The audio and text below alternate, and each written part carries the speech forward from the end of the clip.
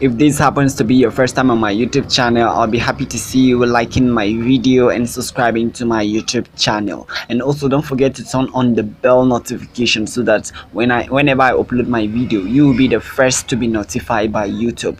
This channel is all about giving you updates on what athletes go through and their day-to-day activities. So make sure to subscribe if you don't want to miss.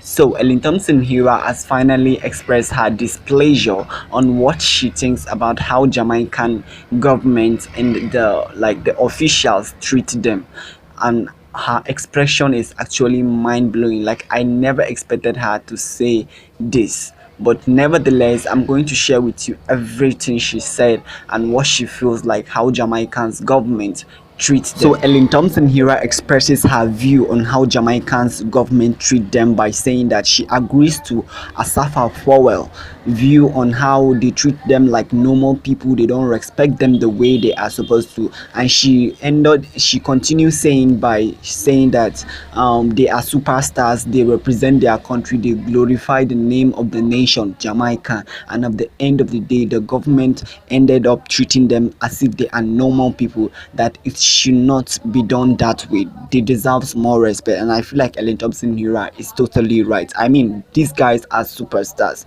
they are Olympics gold medalists. Okay, they deserve more.